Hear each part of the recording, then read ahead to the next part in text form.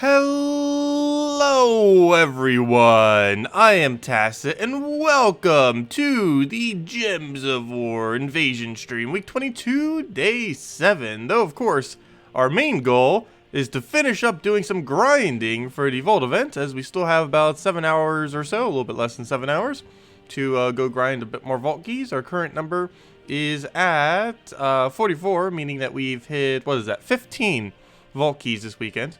So that's an okay amount. That was 13 on Friday, 2 yesterday, 1 on both streams, and obviously so far 0 today, mainly because, well, I haven't really touched grinding at it yet, but we'll be getting some into it. But yeah, looks like we're going to be finishing out on anywhere from 15 to 17 keys. It looks like not too bad, but yeah, that was a lot on Friday, that's for sure. 13, gosh. But in other news, let's go over all the spoilers related to spoiler-related things. So let me go bring that up and start going over that. So first things first, let me go find the window for that. Is this the right one? Should be. Oh, it's not set to the right window. It's also not the right window. That's also not the right window. There's the right window. There we go. Anyways, as far as event troops, this is what's going to be in the glory drop table for 300 glory each, with a arcane planes for the green, for the yellow purple. It's going to deal damage to the first 2 enemies, and then stun and poison them. So a double stun option with a little bit of damage. It could be okay in early game, though overall it's not really going to be anything special. Does have some dodge, does have some fast, but other than that, it's basically just a double stun option. It's very, very weak, and it is not going to be used for much at all. So, yeah, it could hit randomly, though. So the only thing I could possibly think of for this is maybe Scorpius energy. But I'm not sure why you would use it with Scorpius, because it doesn't use brown, and it has full mana conflict with them. It almost seems like that's what it was supposed to be used for, but its coloration would say otherwise, so I'm not sure. It's a really weird mix of everything, but yeah, it's going to be added on Monday. Nothing really too special out there other than maybe some early game stunning. Because I don't believe there's too many good multi-stuns in early game, other than the one golem that can stun the entire enemy team. I believe it's Arcane Golem or something. Other than that, there isn't too many options, so at least we got another option for that, even though it's probably not going to be used for much else, other than whatever the weekly grind is. Maybe it'll give us gold this week. Also, we're going to be getting the Doomed Axe. This is the last of the good Doom weapons. This is pretty much just like standard one like the others. It's the yellow version of it. It deals damage to all enemies, increased by tempering. It transforms all purple to Doom Skulls, and if the enemy has a Doom, it'll create 5 additional Doom Skulls. And it gains 3 mana for each yellow enemy. So it's going to be okay. It's just going to be the final gap that's within the Doom weapons. Of course, we have one for the other 5 colors. The only one we don't have one for is yellow. And now we'll finally have one for yellow. And in 2 more months, or like 2 months and a half, it will be the 1-year mark of when Dooms were added to the game. So we almost have one of every single Doom-related weapon type. So that'll be cool once we finally reach that. But yeah, Doom has been out for about 10 months now. As of this thing. So, yeah, actually 2.5 months to go, because I believe it was early November, mid-November was when Dooms were added to the game last year. But, yeah, Doomed Axe finally getting the last one of the 6 good weapons. So other than that, we do have a new hero class coming this Friday. This hero class is going to be pretty decent. Most noteworthy thing about it is it gains 2 bonus blue mana every single time you match blue gems, and it also has Water Tree, meaning it actually has a 3rd blue on it, meaning it's going to be the first troop in the game that has +3 into a color. There are currently, I believe, only one other one that has +2 into a color, and that is Priest into +2 yellow. And there is Queen Aurora, which is +6 total, but it's dispersed around all the colors, so it's not exactly the same. But yeah, this is +3 all in the exact same color. That has a lot of potential, to say the least. And it also has Cunning plus Water Tree combo, which could end up being decent, because that means it has some starting freeze, it has some merge, it has 30% dodge, stuff like that. Overall, this hero class is probably going to be a little bit above average. Obviously, Blue Guild War would be a pretty good option for it. Any team that's going to be spamming a lot of blue is going to be pretty decent for it. There's already quite a few hero classes that can be used with blue, so see exactly how this will end up panning out. One of the really noteworthy thing about it is the Plunder and Peril. Plunder and Peril is basically going to be a better version of Skeleton Key. In some instances, it has twice the amount of damage as Skeleton Key, but the two caveats to that is it hits random enemies rather than the last two enemies, so you have no clue what it's going to hit. And it does no extra turn, even if you get a kill. So obviously Skeleton Key is still going to be better if you're doing just extra turn kill into extra turn kill in order to wipe out the enemy. However, this will be pretty good in that, well, it's double the damage of Skeleton Key. So if you thought Skeleton Key did a lot of damage, wait until this thing just does twice that amount. Meaning if you end up getting your cap to 200 gold, that means you'd be doing over 200 damage to two enemies, which is obviously enough to one-shot quite a bit of things, to say the least. And you can even get it higher than that, obviously. But yeah, we'll see exactly how that pans out. Has a lot of potential due to how high that damage is. 14 mana cost is a blue weapon, so of course you can synergize it with the most recent hero class. You can also end up using it with Titan and stuff, since it does give extra magic to blue-related weapons. But yeah, see exactly how that will pan out. But overall, it looks like it has a lot of potential, and looking forward to see how it goes. Other than that, there's one other pretty noteworthy thing that we're getting next week, and that is a new pet, specifically a new pet for the kingdom of Zoom. So if we go over to games, you can actually even see it in game right now. It is right over here in 2 days and 6 hours. And I will be bringing in a brand new pet that we'll be able to utilize in order to get Zoom bonus. It's not really a bonus that's going to be used much, but at least it's better than being fully cosmetic. And the kingdom has almost no pets to begin with. Also, I was going to say, why does it say 0 out of nothing? It's because it was blocked fail. And other than that, we do have the... Oh, never mind, I just already went over that. Yeah, the new hero class is Friday. But, yeah, that's everything that's pretty noteworthy then. And once Soulforge comes out, we'll be going and doing the video on that, as well as all the other normal things that we do every Monday for the Monday video. But, that's pretty much the game plan then for next week. Pet on Wednesday, new class on Friday. Anyways, let's go do some grinding now, as we do need to go and get quite a bit more done in order to... Actually, I need to go do blue. In order to go get more gnomes, ideally.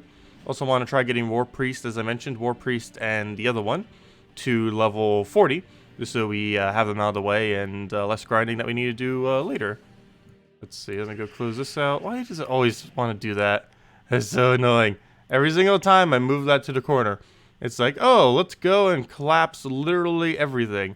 Not sure why Windows 10 loves doing that, but it really loves doing that whenever I try moving that to the corner. Okay, we'll go explode everything. But hello, everyone. Hello, Jason. Hello, Haley. Hello, Drock. Hello, Isabel. Hello, Mason. Hello, Matt. Hello, DeCrail. Also, hope all of you have been doing good on the Vault event. How many Vault keys have you guys been getting? As I mentioned earlier, we're currently at 13. Or not 13, 15, I mean. Hello, DeCrail. Hello, Reflection. Hello, Matt. Hello, Hello, David. Hello, Goober. Hello, Almister. Let's see. Why do they purposely give that troop the same colors as Scorpius? I don't know. Maybe so you can synergize it on Guild War Day? Is the only reason I could think. But you would at least want to include purple, brown, and make it purple brown or yellow brown if you're going to do that. I don't know. You've only received 5 vault keys, but today, tons of pet gnomes. Well, that's still pretty good then. Always good to get more pets and more pet food. Pet food starts running out once you start doing pure factions a lot, that's for sure. Hello, Wow. Hello, William. Hello, Marcelo. You know it's far ahead, but take a look at the October Mythic. What do I think? I don't have the thing open for it, but I can go look at it real quick. Let's see. We don't have too much gold. 12 million, 13 million isn't that much. That's going to go down to like 5 million soon because I'm going to go do 2 pure factions, which is going to burn through almost every bit of gold I have. I always keep it on reserve in case they ever add a new feature to the game that requires gold. I wonder when that could happen. But yeah, it's always good to have some on reserve. I always keep like 10 million on reserve. Also, I'll be needing it soon for the factions, as I mentioned. It's going to burn through like 8 million very soon. Let's see. Hello, Christy. Hello, Birdleaf. Hello, Red Devil.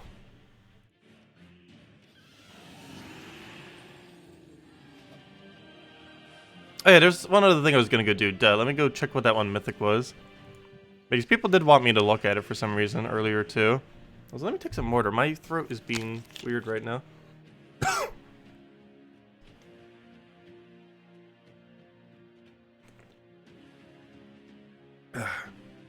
It's being all dry and non-functioning. There we go. Anyways, okay, I am way too far zoomed into this page right now. From when I was doing it earlier. Let me type in mythic. Okay, you said October mythic, so 2 mythics from now. That's quite a bit far down the line, but what does it do? It's undead, so that's a pretty useless category, but maybe they're finally adding a good one. It destroys all gems of a chosen color. That's okay, it is destroy and not remove. All enemies of that color take magic +3 true damage, and are mana drained, silenced, and frozen.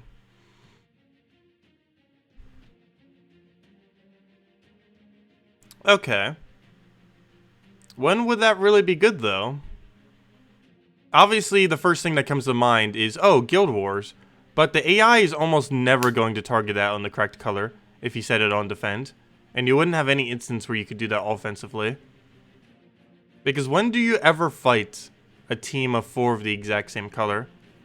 Not your AI team, but your actual team that has full player control.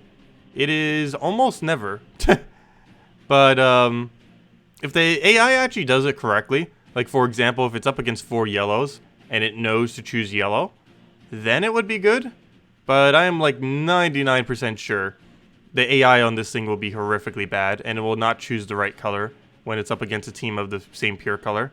If it did, it would be... Really, if the AI was actually good for this thing, it probably would be extremely overpowered. But I highly doubt the AI will use this thing correctly. But we'll have to see. Maybe it will. But yeah, that would be pretty devastating if AI does start using this thing correctly. Because that's a 4 times true damage hit for Guild Wars. It drains all their mana. It silences them, and then freezes them. If the AI was to use this correctly, it would be worse than what Silent One used to be. It basically is what Silent One used to be. Silence used to have mana drain attached to it. And in this case, I believe this is the only troop in the game currently that actually has mana drain attached to its silence. Before, every silence used to have that. But now, it looks like it's just going to be this new mythic. And it also says freeze on top of that.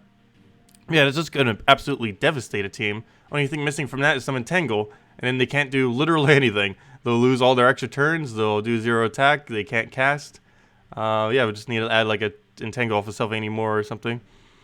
Other than that, the only other good thing it has is King's Legion, which ends up giving all undead allies 1 armor and 1 magic when matching 4 or 5 gems. So it can stack up undead troops to be somewhat decent. However, undead troops are completely useless, so that's going to make very little difference. However, it will boost himself as well. And the fact that he gains 1 extra magic every single extra turn could stack up his 4 times true damage a little bit better. But, yeah, it'll be good against things that are pure color. Though, very rarely are you up against anything that's ever going to be pure color. But we'll see what the AI does with it. That troop's viability is 100% determined on how an Earth AI uses the troop. How would it be broken for offense? If you're up against a team of 3 or more of the same color, it could be good. But you would just need to start diversifying your team colors then, if you're specifically up against it.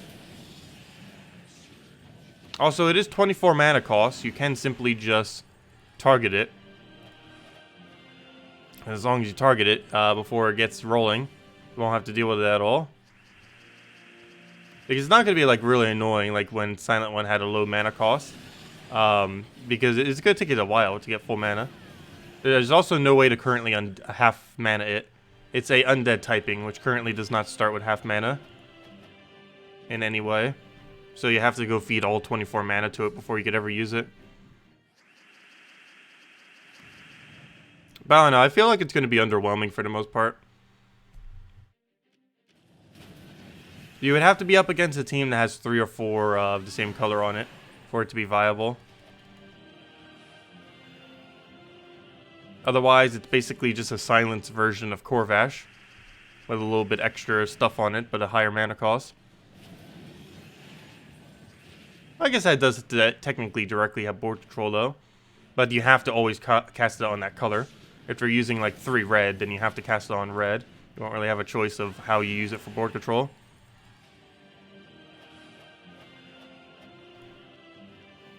Yeah, the biggest thing it's going to be used for is if AI uses it correctly, it's going to be the most annoying thing that has ever been added to Guild Wars ever. Or among one of the most annoying things since like Frost Mage.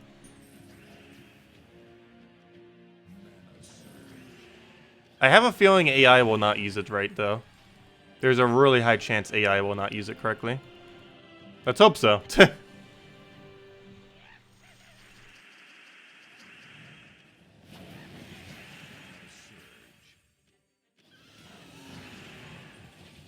Also, what I mentioned is not official yet either.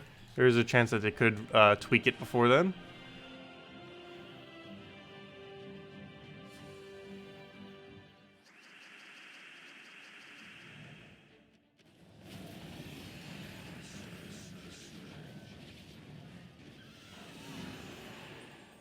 Yeah, that's not for a while. That's not until like the beginning of October, so we still got some time. That's 2 mythics from now. Next mythic is like a little mini Infernus. It does more damage than Infernus, but it has no storm attached to it, which makes a pretty big difference. Because that means its extra turn chance is reduced. Or you have to use a whole nother troop just to create the storm, which wastes a team slot.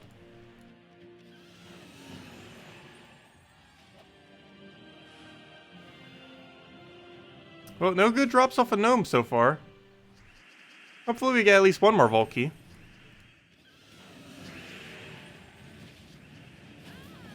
We'll have the first redeem code at we'll have the first redeem code at either the first Vault Key or when we get both of these hero classes to level 40. Because that would basically be my end goal of what I was trying to get this weekend. After that point. How long would that take with all that mana we need?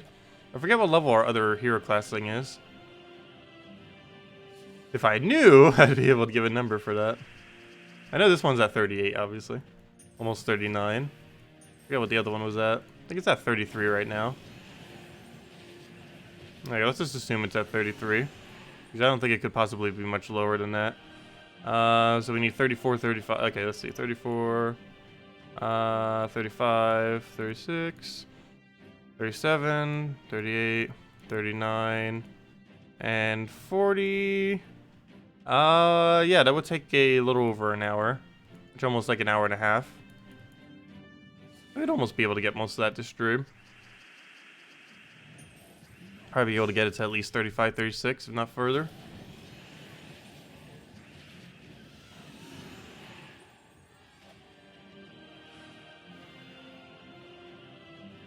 Oh, you got yourself Death Knight armor on Thursday. Very nice. Yeah, if there's any one purchase to make in this game, Death Knight armor is one of the ones to really consider. I basically consider it the buy option for this game. Some single-player games basically have a way that you can buy the game. And while most of the instances, including Gems of War, it's not exactly buying the game, but it's about the closest equivalent that you can do. And the main reason for that is if you buy it early enough, it saves you 1,000 gems. Because you don't have to buy Dragon Armor nor Celestial Armor unless you want them for cosmetic purposes. Because Death Knight Armor would cover their bonuses, so you wouldn't need to go out of your way to get them. It also gives you a bunch of starting keys that generally will give you at least something good to be able to use when you're first starting out. Or progressing through the game even. Yeah, it's one of those kind of purchases that if you're going to bother buying anything, it's normally the way to go. Also, if it's your first purchase ever, it would also unlock Scouting. Since it would get you all the way up to VIP 3. Almost VIP 4 as well. That gives Scouting and like a few other really small bonuses. But Scouting being the most useful one. The fact that we could see the enemy team immediately without having to click a little button. I believe they removed the gold cost from that recently. I forget if they did or not. But regardless, even if they did remove the gold cost, it still wastes like a few seconds each time to click like the scout button. It's not that big a deal, but it's definitely convenient over time. Yeah, Light Splash is 25%. The new mythic is 25% splash. However, it does 3 instances of damage rather than 2. So it's overall more damage. But yes, the new mythic, or the next mythic that's coming has light splash, which is 25% splash. Normal and furnace has normal splash, which is 50% splash. And heavy splash, which things like, what's his name? Obsidious has, and a few others, does 75% to the 2 adjacents. Yeah, ever since like 2 patches ago, they made it so they're all percent based, rather than the 1 damage adjacents that used to exist.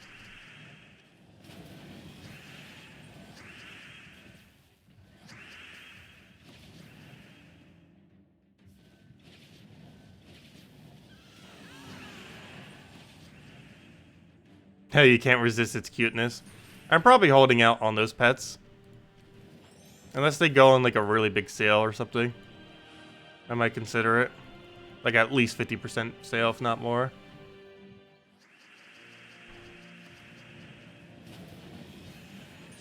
The only problem is anyone on PC Mobile technically has to buy 2 pets.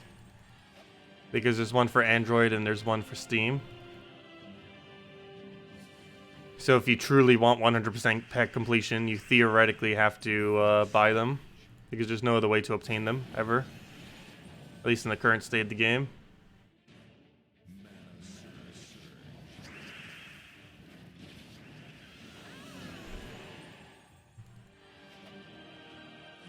Hey, level 39, 1 more level.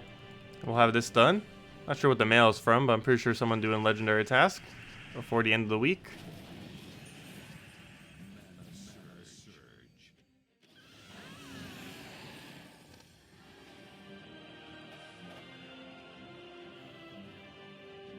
Well, if you have 3,999 diamonds, that's not too bad because it's a Gnome event right now. You can easily go get those diamonds in about an hour, given that's a Gnome event. Normally that would be a bit of an issue if you were slightly short like that. But during a Gnome event, covering 1 extra gem is pretty easy. Because all you would need to do is get a normal Gnome to drop 2 diamonds or 5 diamonds. Which is a relatively common drop of his. You could probably get that within an hour or 2. And you still have a little over 6 hours for this event. So you have plenty of time to go and get it. Probably only take you an hour or less to get 1 diamond. If you haven't already. If you still need it for, I believe, Fair Shra? Isn't Fair Shra available this week? I believe it was. It's a good soul farming option. It's not really used for much else, but soul farming is nice.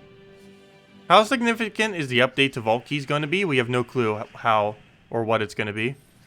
The only thing we know for sure is there's likely a revamp to Vault Keys coming, and that there's guarantee a new gnome coming that's going to be giving ingots. Some kind of mech gnome or something. When either of those 2 things are happening, we don't know. And how viable either will be, we also don't know. Obviously, the gnome will just be for collection purposes. But how viable the rework to Vault Keys is, we don't know. We don't even know when it's going to be. Who knows, they might not even revamp it. But they likely will be. They want to try giving more copies of the common troops. So that people can actually get them maxed. So that they can actually add a kingdom for it eventually. A Vault Kingdom of some kind.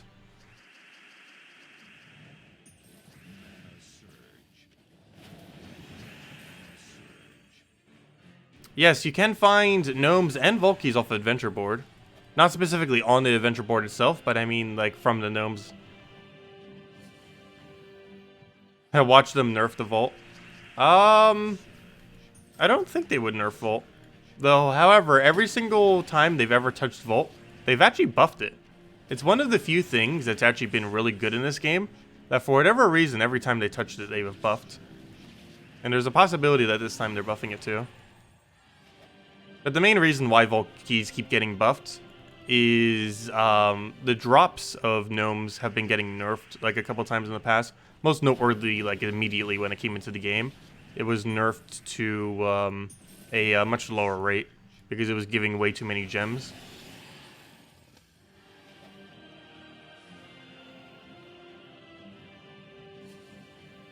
I think at one point, for the first few hours that it launched, it was over 100 gems per hour, among other resources, like physical gems to use.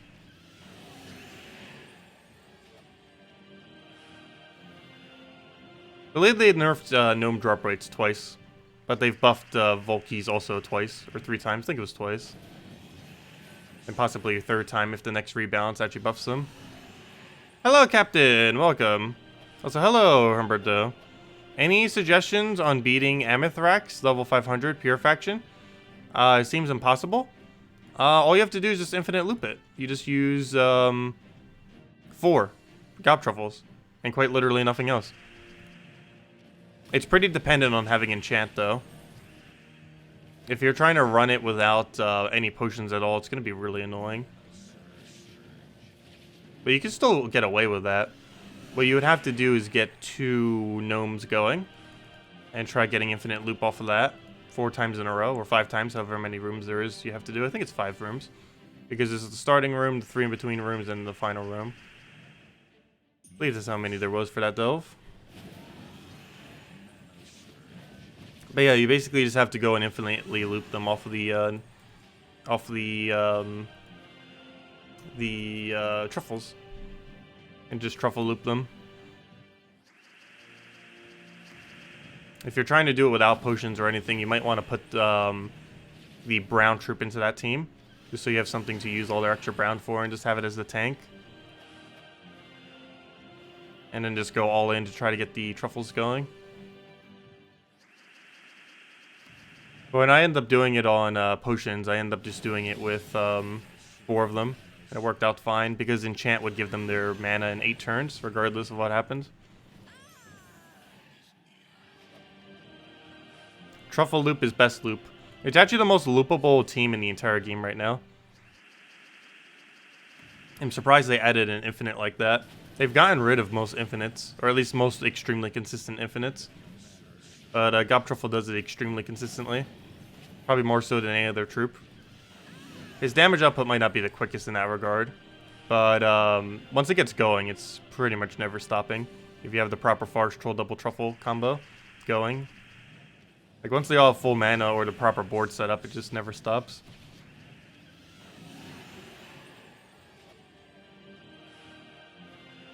Yeah, I used 4 truffles, but with potions. And potions definitely change up how it works, because they auto gain their mana. Yeah, all delves are a lot harder without potions. Even something as simple as just the enchant potion makes a huge difference.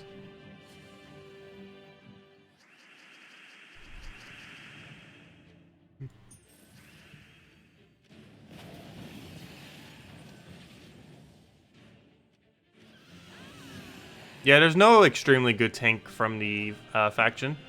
That is correct.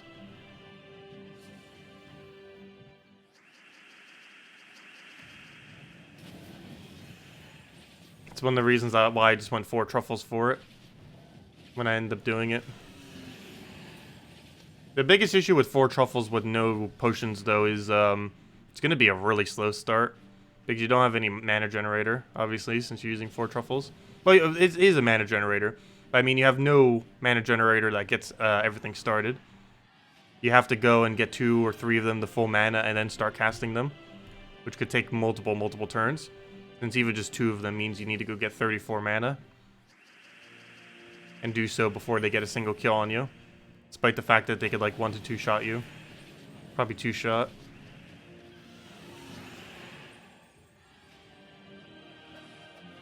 Yeah, the Steam Puppy's pretty adorable. How do you get potion in anything except for Guild War events? Or you mean during the faction events? There's only 2 times that you can get them, and it's during the new faction events or whenever they roll around on Fridays. Whenever a new faction is added to the game, obviously it has potions available. And every Tuesday event, it has potions available. So for example, for Stone Song this Tuesday, you'd be able to go get potions for completing out that faction. However, the only issue with that is you have to buy a lot of packs in order to get to 500. Because it always will start you at level 20 regardless. And to get all the way to 500 will take buying up to about tier 6 or so. If not further. In order to have enough battles to actually reach that far. Actually, you'd probably even need to buy into tier 7.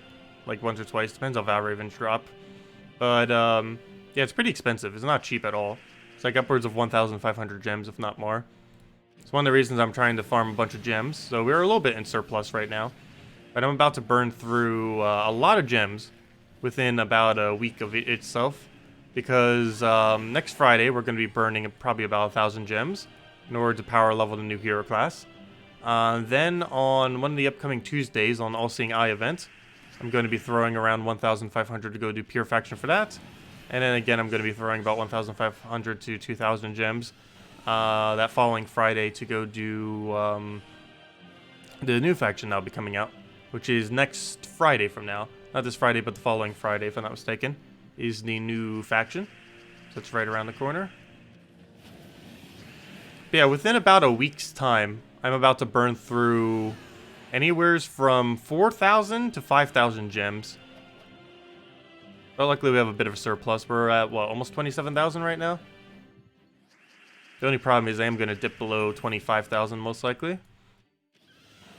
Unless we somehow get a lot of gems between now and then. But one way that we could get a lot of gems, I'm holding out on vault keys, would be to open all of our vault keys. We probably have a couple hundred physical gems just in vault keys. If we get really lucky, it could be even over 1,000, though I highly doubt it. We'd have to get a lot of 250 gem drops and 100 gem drops. 100 gem drop isn't even particularly good either. I'd rather get 20 gem keys. Definitely don't want 15 event keys, though. I do not need more event keys. I have way too many. Speaking about way too many, didn't we finally hit over... No, we didn't yet. We almost replenished our glory above 1 million. We came close. We didn't really get too many glory gnomes this time around, which is probably why. I was kind of thinking that we would be able to this weekend, but glory gnome drop rate for us have been pretty bad. Also, speaking about that, let me just go and clear these out real quick. Use the exact same team anyways. Got all commons and rares, which is not that good. However, one nice thing about getting just straight commons and rares is it does allow us to use this team the entire time to farm up hero classes very quick and get almost double the rate, or actually literally double the EXP rate of Explore. So this will help speed up our leveling here for these quick 18 battles. Can I open all my vault keys now? No, unfortunately. I need to wait for the new gnome and for possibly the rework. I would if I could, but I can't. It must be saved. That's fine if we dip a little bit below 25,000. As long as I never dip below 20,000, we'll be fine. I like keeping at least 20,000 gems on reserve in case they ever add some kind of new feature that requires gems, which is almost every patch. Haha. No, it's not every patch, but if they were ever to add a something that costs a resource, it's probably going to be gems for most things.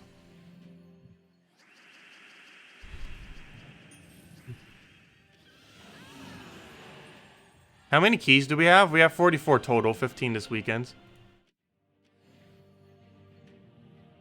But yeah, I've never had a triple-digit stack of vault keys.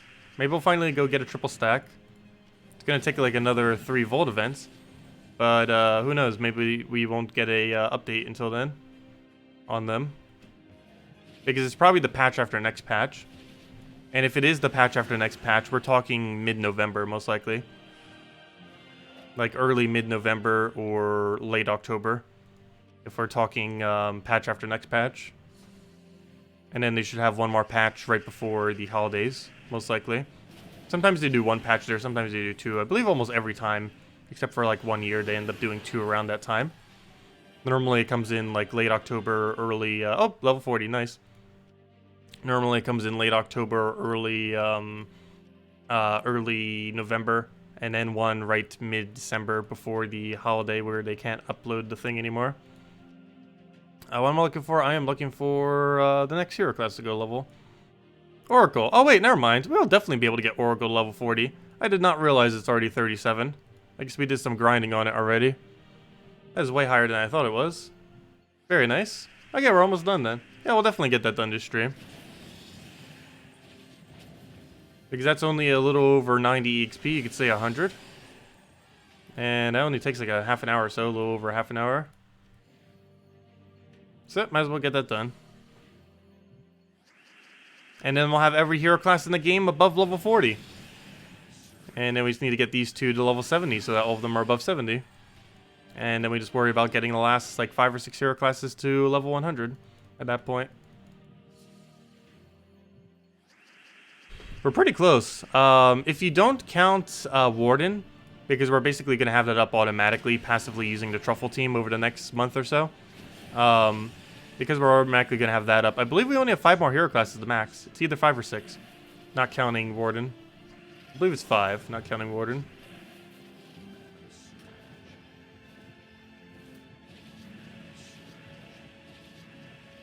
What are my thoughts on Rune Priest class? It's okay.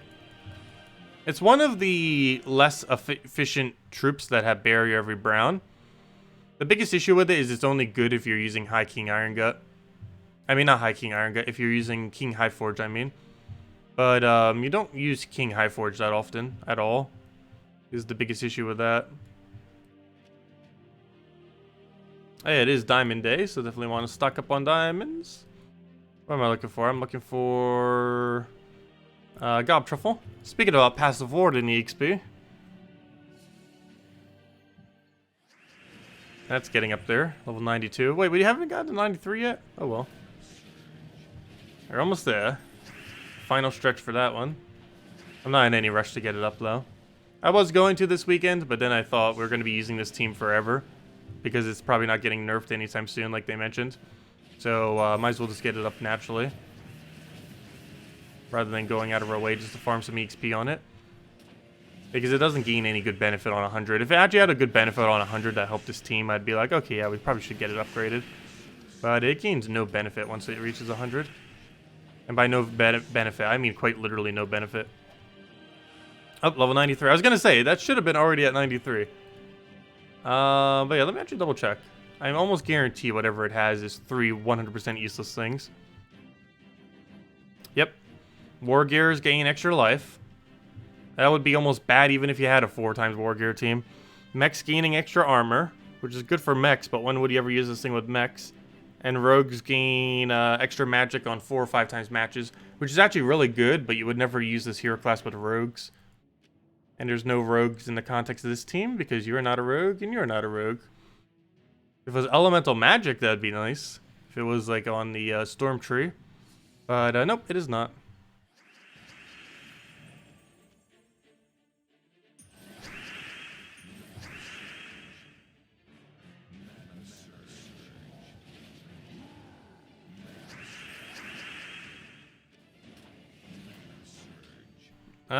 Let's see.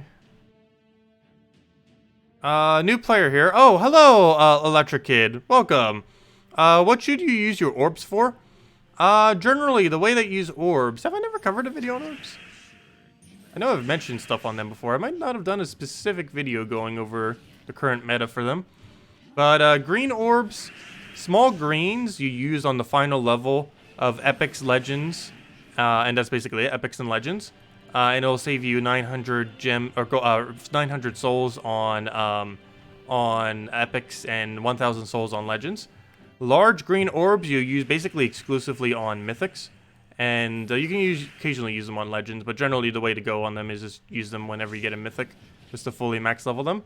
And that saves around almost 8,000 souls every single time you use one of those on a Mythic. And it's about 7,000 something souls if you use it on a legendary, assuming that they're ascended to mythic. It's quite a bit. It's 1,000 less souls if you do it when they're only level 19, or when they're only ascended to legendary rather than mythic. The purpose of purple orbs is basically if your guild is a little bit short of 40,000 total guild seals, you would want to hoard them and then use them at that point. The most common purpose for this for mid-range guilds is to save every purple orb until a new mythic comes out. Then on the week of the new mythic, have the entire guild throw down seals, so that at least 1 month or 1 week every single month, your guild will have 40,000 total guild seals. And having at 40,000 will give the best drop rate for the guild chests. And that's basically what most people do for that. Because once you get it to level 6 chest, you end up getting much better drop rates as far as your percent chance for everything. That's why people end up doing that. Other than that, which orbs have I not covered yet? Small oranges you use for the second and third trait on Legends and Mythics. Very occasionally, you can also do it for epics if you're really in a pinch. I know I had to do it occasionally in early game. If you do end up doing that, it's actually best to put it onto the second trait on epics, oddly enough, rather than their third, if you were only to do one of them. But generally, they're used on the second and third trait of legends and mythics, as that gives the best value for them. Major oranges, similar to major greens, you use basically exclusively on mythics only, just because they give the absolute best value. However, if you're in extreme early game, which you still might be, you can also put it into useful troops like Yagway, Queen Etania, and other similar legends that have really good traits. But for the most part, you want to mostly just be using them for mythics. Other than that, blue orbs. Small blues, I would kind of wait on using them ever, just because when you're really early on in the game, they're not really worth using. They're only worth using on something that's of legendary ascension up to mythic. It doesn't mean they have to be base rarity legend, but anything that's currently around or at an ascension of a legendary, getting it to mythic would end up being what you use it for.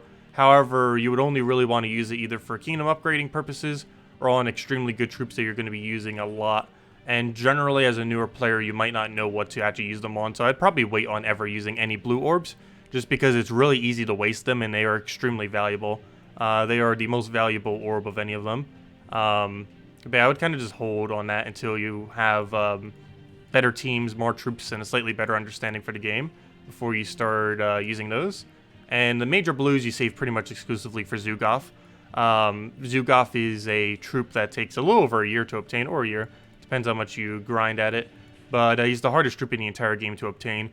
He's not excessively good, but for 100% completion, he's generally one of those like kind of hard, sought-after troops. But yeah, he's the most expensive troop in the game, and he takes like over a year to obtain because you need a bunch of major blue orbs and smaller blues as well. But you need to use the major blues to go and craft power orbs, and then power orbs to go and craft the Zugoff. It's pretty decent with like an instant kill for things like factions and stuff, but it's only slightly above average. It's not like anything excessively good. As long as you have King Iron Gut, which only costs 4,000 diamonds, you would easily be able to go and be perfectly fine without needing a Zugoff in most situations.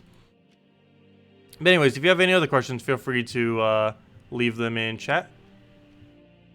But that's basically the rundown, quick rundown on what to use the orbs for. And yeah, just don't do blues.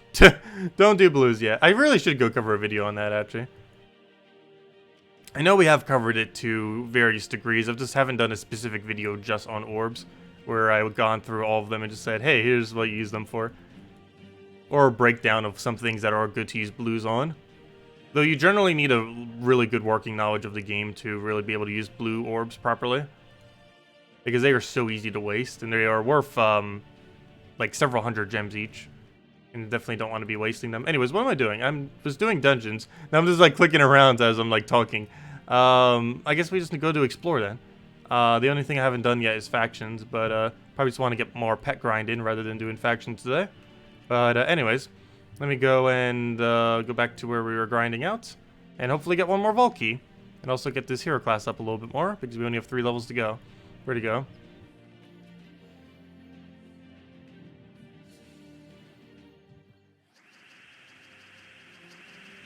What are my thoughts? Oh, no, better answer that. Is the new hero the Blackhawk? Yes. The new hero class is from Blackhawk Kingdom. I believe that brings Blackhawk to either 9 or 10 stars. I forget which.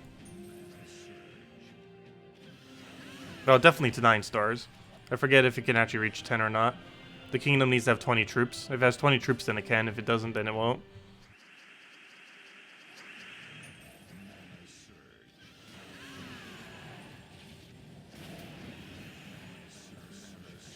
Yeah, let me actually go double check that, because that's pretty relevant if we're getting an extra stat or not.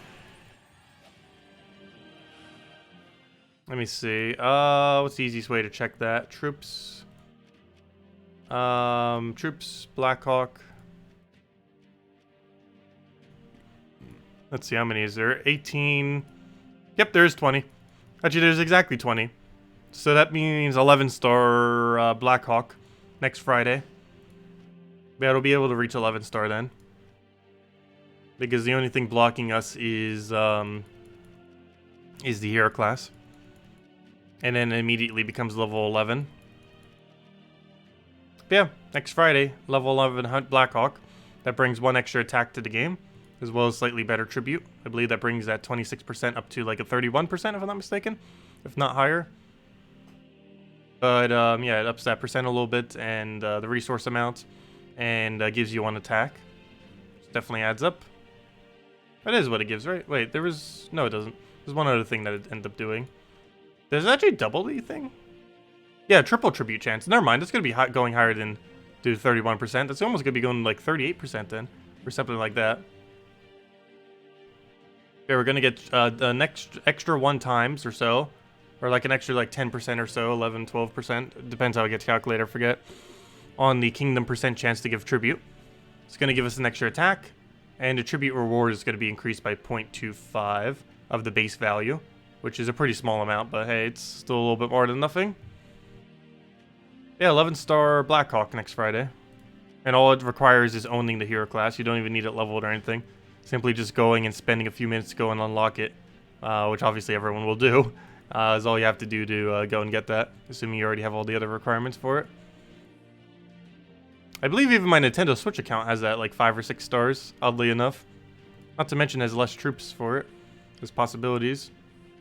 Anyways, let's go back to the grind. Gotta go get 1 more Volkey, hopefully. Gotta get this hero class to level 40. Whichever comes first, we'll hand out a redeem code on. Am I gonna grind out for it? Grind out for what? The new hero class? I definitely want to get the new hero class, so at least level 70. I believe it gains no real benefit at 100. I actually forget. We need to go double check again. Most of the teams it would be used for, I don't believe it would really gain much of a benefit from 100.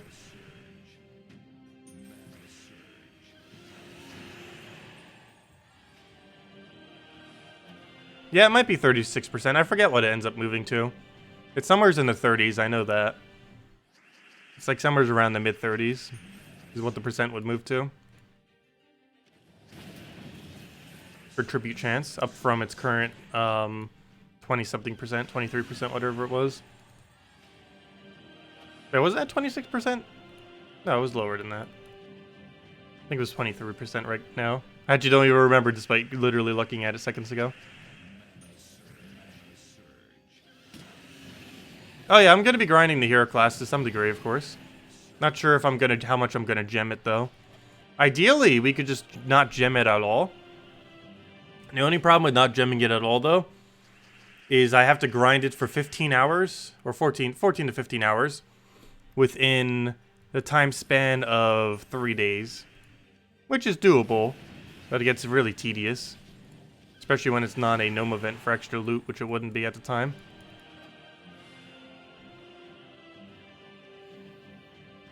I don't know, maybe we'll manually grind it for once. Because we're about to burn through so many gems soon. With the new faction coming around. Plus the fact that we're going to be doing All-Seeing Eye faction. So I might just go and manually farm it for once. Rather than wasting my gems on it. Because it has really bad returns. Also, if nothing else, we get more Chaos Shards that way as well. And it saves us a little over 1,000 gems. Saves us anywhere from 1,000 to 1,500 gems, which just goes straight towards another faction that we're going to spend on anyways. That would also make it so we probably don't dip below 25,000 gems. Because we currently have around 27,000. And each faction is going to burn through approximately 1,500, give or take 500.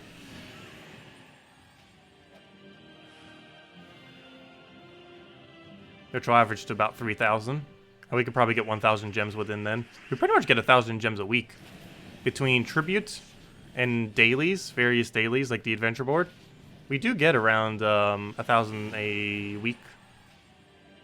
At least in end game when you have a really high tribute. Tribute alone gives me anywhere from about 500 to 1,000 gems per week. Not counting anything else, just tribute. And guild, if you're in one of the best guilds in the game, or, you know, any guild that's kind of mid-range or above, if you get every single task done, that's 390 gems right there. You have a guarantee-free 20 gems per day now off of Adventure Board. Plus, you can get even more than that if Adventure Board wants to be lucky. But it's at least 140 gems a week. And, yeah, it all starts adding up.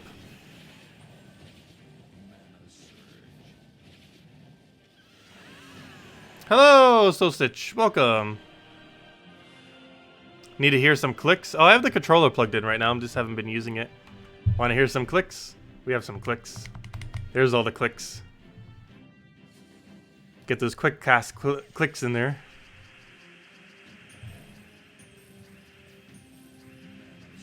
Also, finally a gnome. I almost forgot it was even a gnome event for a moment with how few things we have. Only 4,000 gold though. Oh wow. We're getting a lot of gnomes all of a sudden. Please drop Volky or 1,000 glory. Either or are amazing. Though really any drop she has is amazing. Volky! We did it! We've gotten at least one Volky per stream this weekend. That's nice. At least we didn't have any extremely discouraging streams. Actually, well, Saturday morning stream kind of was. We got one Volky in like 3 hours. A little over 3 hours. Which is obviously pretty bad. But there we go. And that brings us to a total of 16 Volkies this weekend. So that means we got 13 on... Wait. Did we ever get one on Friday night stream? We might not have. Never mind. But yeah, we got 13 on Friday morning. Then we got one on... Yeah, we didn't get one on Friday night, did we? Because we got 13 on Friday morning. Oh, no, we didn't. We got 12 on Friday morning, didn't we? We got the 13th on the nightly stream there. Then we ended up getting one on the following morning stream for 14. Then another one on that following Saturday nightly stream, which was 15. And now we just got that one, which is 16. Ah, there we go. That's okay for a weekend, 16 Volkies. Definitely extremely lucky Friday, that's for sure, though. Oh yeah, let me go hand out a code. I did say at Volky or when we got this leveled. And we just got the Volky, so we'll go do that. This guy should almost be at level 38. Okay, Volky, redeem code time. I believe this is the right one. Let me just double check. Not this one, it's the one below it. Okay, it is this one.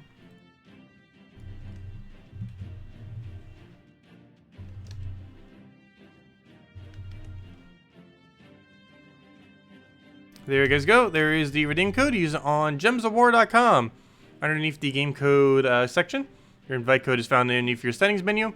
Redeem code is right over there in chat. Just copy paste the thing right from there. And just click on the link. Same location as always, gemsofwar.com for the game code section.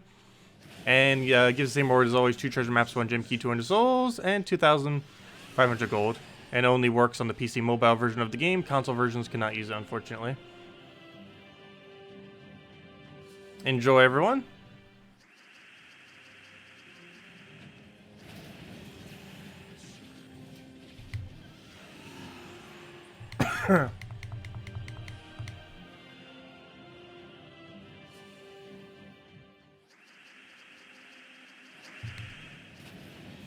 Yep, no problem. Yep, there's level 38. We're almost there. So close, yet so far.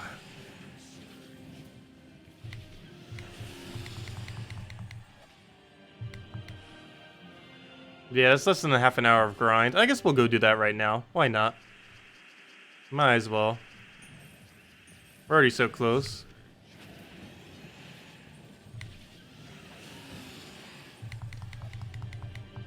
Now we're going to gain a normal hero level 2. And then we'll gain our 2 class levels. And then we'll be at base level 40 for all classes. Which is extremely low, actually.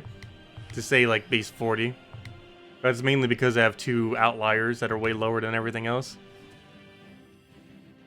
Because I only have 2 that are around 40. 3 that are around 70. And 1 that's pretty much maxed.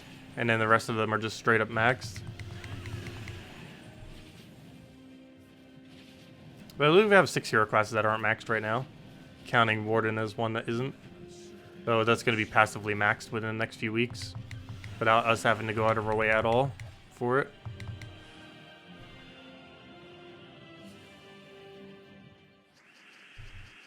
Yeah, I don't know which one I want to get up next between War Priest and Oracle.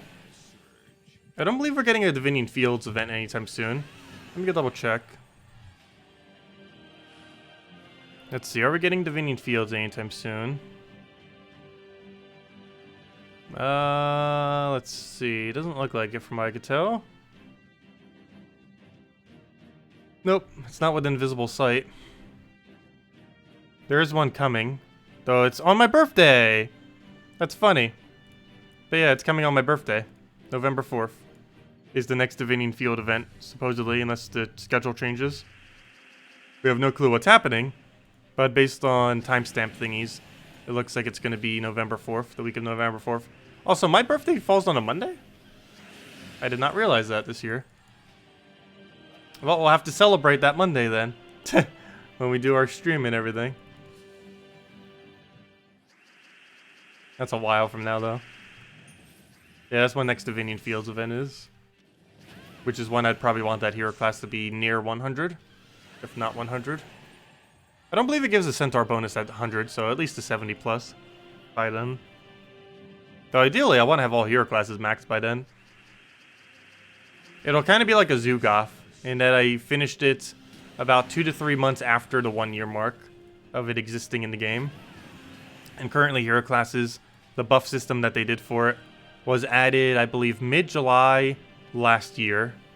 So the 2 to 3 year mark, the 2 to 3 month mark after it being released would be October or November, having them all done by then. Probably more so like mid-October.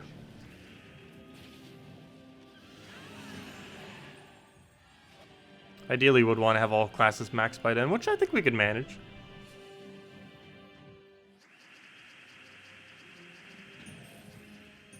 Just need to start doing some hero class grind every day. Like at least 1 hour a day. If we did that, then that would easily help cover it.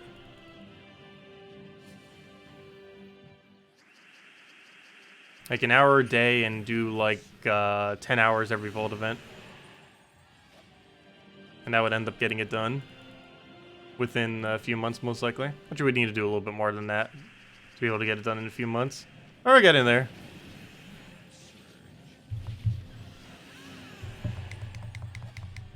Definitely something I do want to get done, though. Just so we don't ever have to worry about hero classes again. And so once they actually need to be upgraded, we don't need to go out of our way to go and upgrade them. Plus, they did make some mention that they might be expanding hero classes into the future. It probably won't be an EXP system. No, it might be. But they did say that they wanted to do something to it.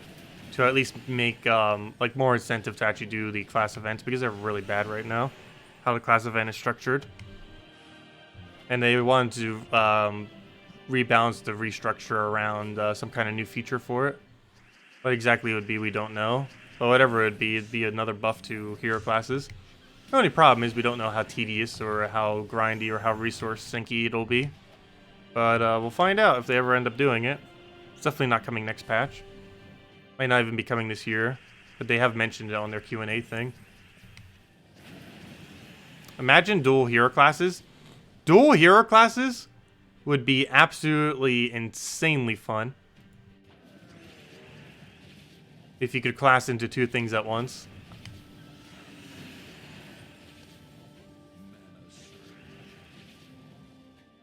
Though that's probably not going to be good for balance. I highly doubt that would be something that they would do.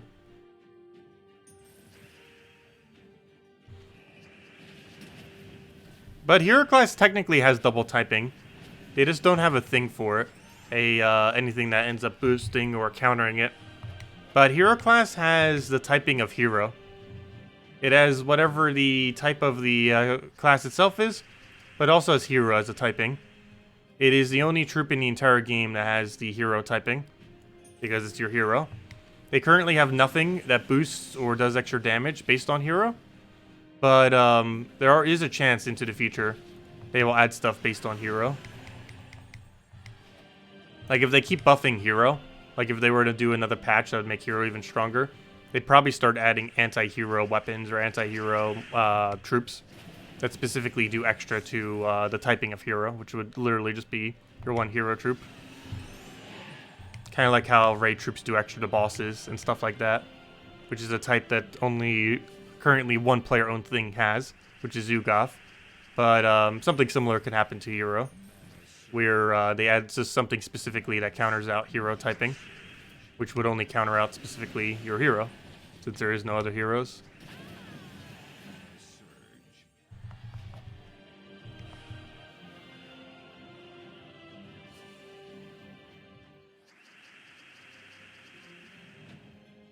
How 1,000 souls unlock dual wielding.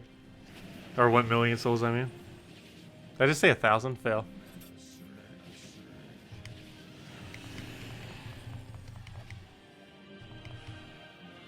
How you want to dual wield Dawnbringer with Mountain Crusher? That'd be funny. That would be interesting if they ever allowed you to use multiple casts for your hero. Like have a 6 mana pool, but allow you to use multiple weapons. Kind of like how Puzzle Quest 1 and 2 were.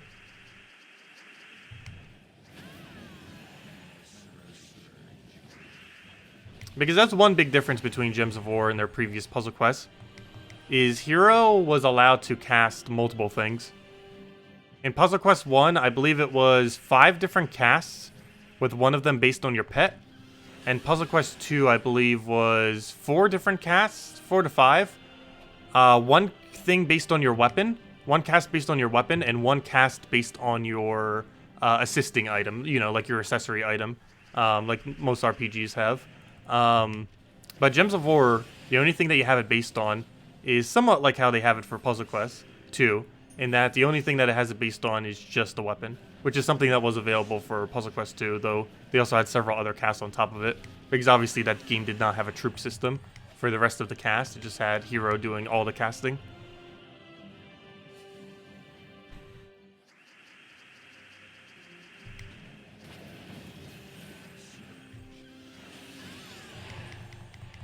That reminds me, I never did play all the way through Puzzle Quest 2. I don't think I've ever even streamed Puzzle Quest 2. Do you guys think you'd be interested in it if I started a new account and streamed Puzzle Quest 2? The only problem is, I'm not sure how long the game is. I think a playthrough of it's like 30 to 50 hours? Question mark? It depends how completionist I guess you want to be on it. I'm not sure how much a standard run of it is. I know it's pretty time consuming though. Because I never did stream Puzzle Quest 2 on the channel. Because I didn't feel like it was as streamable as Puzzle Quest 1. Because I honestly personally prefer Puzzle Quest 1 over Puzzle Quest 2. But I don't know, I still wouldn't mind playing out the entirety of Puzzle Quest 2. I've never actually played through it once yet. I played through, like, I believe the first half. But I've never actually completed the full game yet.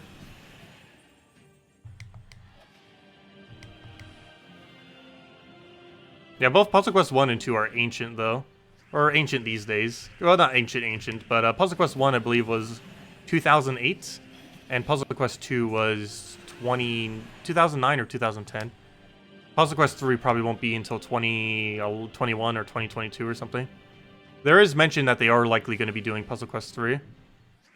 What exactly the gameplay will be like, we have no clue. But it's probably going to be the most successful Puzzle Quest they ever do, as long as they make it correctly. They just need to take everything they did correctly from Puzzle Quest 1 and 2 and Gems of War, combine it together into a game, and they'll be set.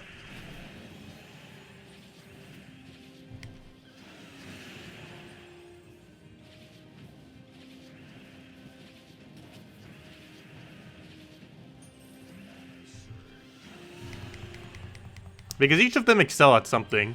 Gems of War excels at just the variety, as well as, even though this game isn't the most balanced of things, I personally feel like they have Gems of War a lot more balanced than they have Puzzle Quest 1 or 2.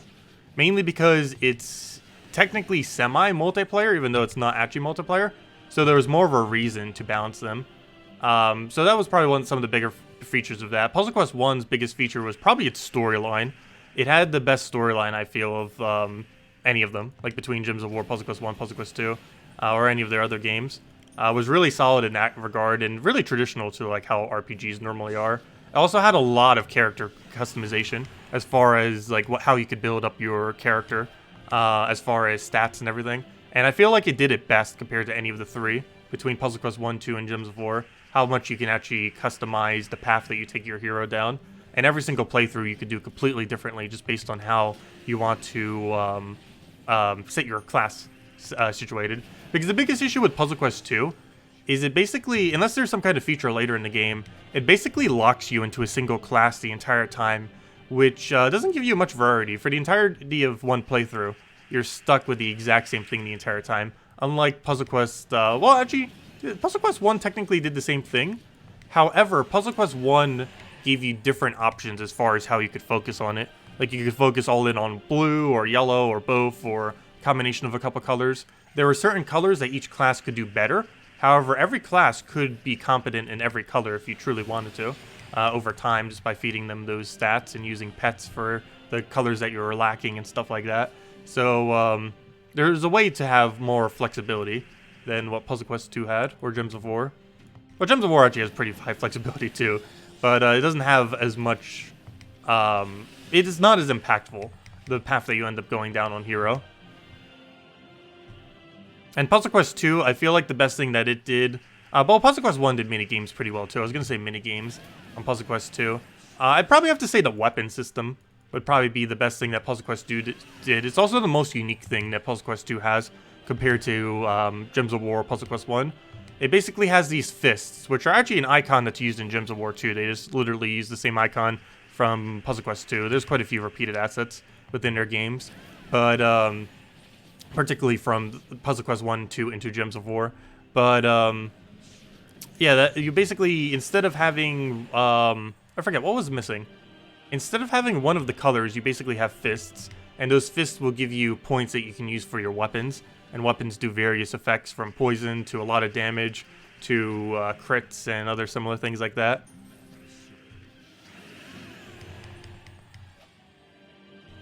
Also, if I'm not mistaken, your weapon mana cannot be mana drained, if I'm not mistaken as well. Oh, that's the thing that Puzzle Quest 1 did awfully, though. I forget how Puzzle Quest 2 did it. But Puzzle Quest 1, if you had no moves left on the board, it would mana drain both of you. Both the enemy and yourself. It is the most annoying mechanic that I have almost ever seen in any game. It's pretty much the only bad thing Puzzle Quest 1 has, to be honest, is how they deal with board shuffle. Because it mana drains everything, and there's no immune to it. You just simply get mana drained and lose all of your mana the second that either of you don't have any turns left. It doesn't even matter if you're the one. It doesn't even matter if you're the one that sets up the AI to take the final bad turn. Even if you strategically do that, well, it will become your turn after. Still, you'll have absolutely no mana. The one that causes it, which is really annoying. Yes, there were several in Puzzle Quest 2 that are pretty decent. You have to like align little runes for one of them. There's Treasure Hunt in it. The thing that inspired Treasure Hunt in Gems of War.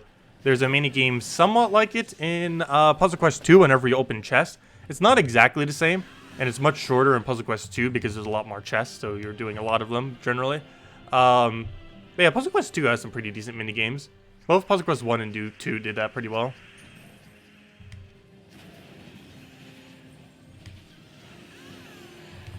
My biggest thing I have against Puzzle Quest 2 is they basically sacrificed visuals for gameplay. And I'd much rather have the gameplay. And I hope if they ever make Puzzle Quest 3, they do not do the same. They might to some degree because they are doing it on next-gen consoles. And given how much amazing art they have for Gems of War, I wouldn't be surprised that they're going to have a lot of decent art for Puzzle Quest 3 as well. But I feel like the biggest fault of Puzzle Quest 1 is, well, each one of them have their biggest fault. The biggest one for Gems of War is no multiplayer. Puzzle Quest 1 and 2 even had multiplayer, even though it wasn't really used much. Puzzle Quest 1's biggest fault was how they dealt with the mana drain system. And Puzzle Quest 2's biggest fault is mainly how they ended up doing the what's it called? I literally just said what it was. Fail. Wow, how did I already forget the thing? Short-term memory. But yeah, that they sacrificed the visuals for gameplay. Because there are certain aspects of it that just go way too long. As far as like how many things you have to kill out or grind out before you can really move forward to the next area. Puzzle Quest 2 have a lot of little areas where it feels like you're just battling for the sake of battling. And that's one of the reasons why I didn't necessarily want to stream it, though we will. Because there are certain sections in it that can drag on a bit longer than it really should be. I'm not sure what class I'll be going, though. My first playthrough, I was kind of running Thief. I'm probably going to try doing something else this time around. I'm not sure which one would be the most overpowered, though. Maybe we'll go, like, Warrior or something. Something with, like, a high strength, high, well, actually, I forget what stats are even in the game. But, yeah, we'll see. But, yeah, we'll probably do a full Puzzle Quest 2, playthrough on this account. I mean, on this, on stream at some point in the near future. I want to make sure I'm completely done with everything related to, Fire Emblem Three Houses before I start getting into another RPG, though. Also, Fire Emblem Three Houses has way too much content. way too much content. It's amazing. Oh, you finally got level 100 Sentinel. Nice. Yeah, I picked Assassin for my first playthrough on Puzzle Quest 2, and it was really nice. I'm not sure how the other ones play, if they play better or worse.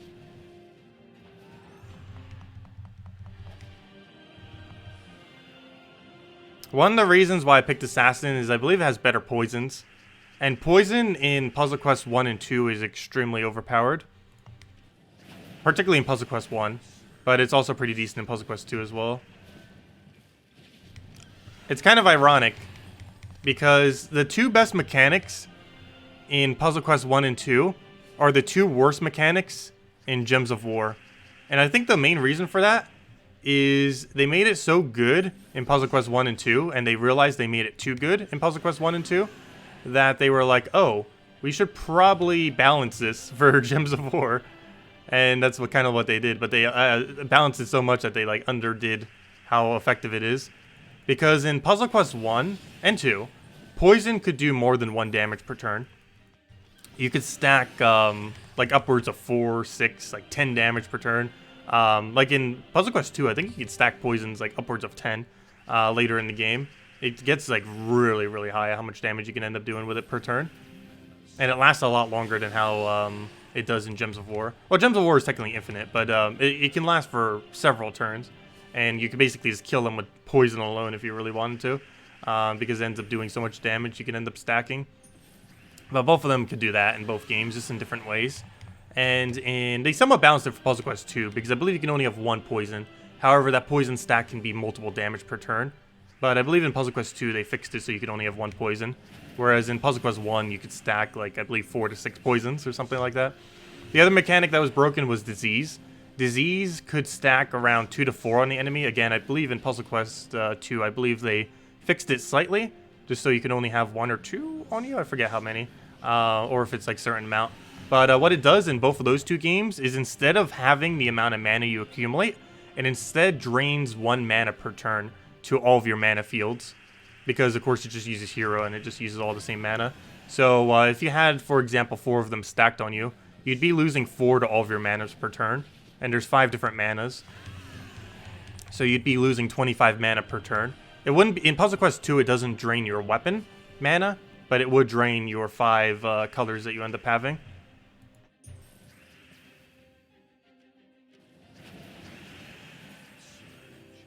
Oh, what am I doing? I don't need that. Grab that. And then Sunbird kill it.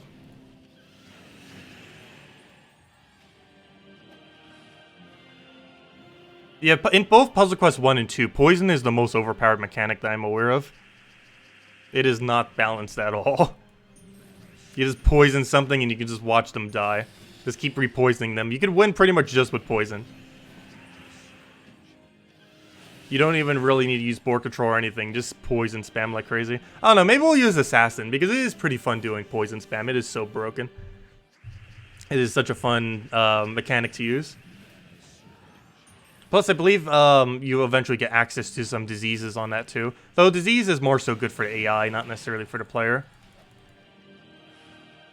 Anyways, guys, I need to go to the bathroom real quick. So with that being said, I think I'm just going to end out the stream right now. Because I would need to go away for like 5 minutes, if not more anyways. So we'll gain that last level off stream. It's not that big a deal reaching Oracle level 40. It's not going to make any difference for anything. Obviously, we're just doing it for the sake of getting it up. But anyways, guys, does anyone else have any other questions? Otherwise, I'll probably be heading out for now. But yeah, we'll be doing Puzzle Quest 2 sometime in the near future. Maybe we'll start it in sometime in September. Maybe after next patch. After next patch and we get all the videos out related to all the new features in the next patch and everything like that. Maybe we'll start up a Puzzle Quest 2 a little small mini-series until we finish it out at least once. Who knows, maybe we'll even finish it out multiple times. I forget how long the game is. If the game's closer to 20 hours, then I might finish it out multiple times. If I'm not mistaken, a playthrough takes way more than 20 hours, though. I believe it's closer to 50 hours, though I've never completed the game 100% before, so I'm not sure. It depends if you do all the side quests or if you just rush it down. I might just rush it down and see how long it takes. But I believe if you do all the side quests, it can start taking like a ridiculously long amount of time to do like 100%. Because if you're just skipping around, you can also skip a lot of battles that aren't really necessary. Which is good because there's a lot of unnecessary battles already when you're going through. Plus, you even need to go and do a minigame for disarming traps and for chests. You have to do like a gem-related minigame for everything. Like if there's any interaction in the game, there's even a point early on in the game where you have to throw water at a fire. And there's even a minigame for that. It's pretty funny. Like they made a little gem minigame for every single possible thing in that game. I'm surprised they didn't make one for walking, gosh, or for teleporting. Teleporting and walking do not have anything associated with it, other than the fact that every single step you take, you have to do a fight almost. No, there's not that many, but it sure feels like it in some dungeons. But anyways, guys, I'll catch all of you later. Have a wonderful week. Best of luck with the last of the Gnome event. You still have about 5.5 hours to go grind it out if you want to. I will be a little bit, obviously, to at least get Oracle to 40 and a few other, trying to get a little bit more grinds. But anyways, guys, hope you all have a wonderful rest of your week. We'll be covering the event tomorrow. I'll have that up, and we'll be back tomorrow night, same time as always, hour and a half prior to now tomorrow, which is 8 p.m. Eastern Standard Time. And we'll be back to go over the new events, mess with Tower of Doom, Yellow Tower of Doom, and go from there. So I'll catch all of you later. Have a wonderful night, and thanks for stopping by. Goodbye, everyone.